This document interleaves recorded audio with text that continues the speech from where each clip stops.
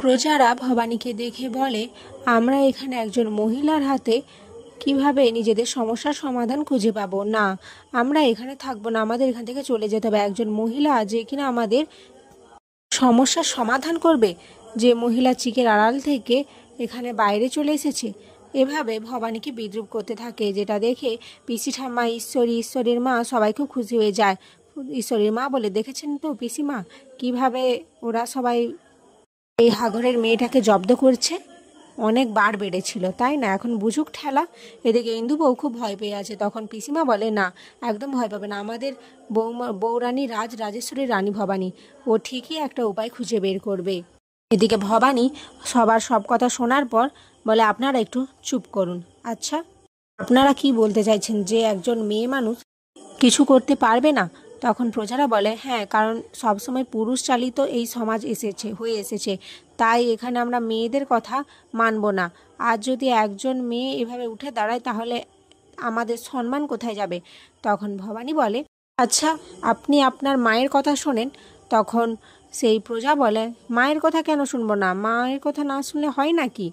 এরপর ভবানী বলে, ঠিক সেভাবে আমি এই নাটোরের রাজরানী, আর আপনারা আমার প্রজা, তাই প্রজারা আমার সন্তানের মতো, তাই আমি নিশ্চয়ই আমার সন্তানদের অমঙ্গল করব না।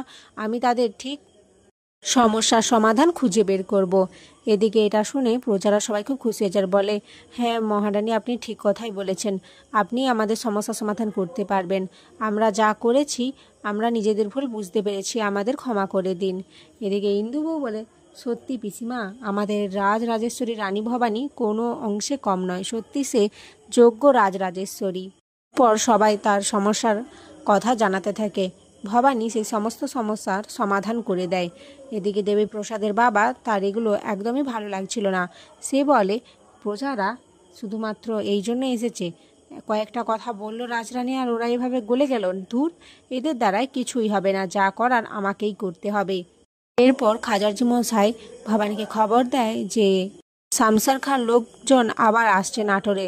এরপর ভবানী বিষ্ণুরামকে বলে যেন সে পাইক সর্দারের কাছে খবর দেয়, কিন্তু বিষ্ণুরাম বলে, আমি কোনো কাজ করতে পারবো না, যে দায়িত্ব আমাকে সম্পূর্ণরূপে দেওয়া হয়নি, আমি সেই দায়িত্ব পালন করব না।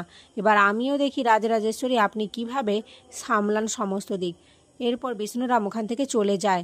ভবানী বলে, আমি নাটোরের রাজরানী, মহারাজকে আমি কথা দিয়েছি, প্রাণ থাকতে আমি নাটোরের কোনো ক্ষতি হতে দেব না, তাই আমি এই মহল রক্ষা করব।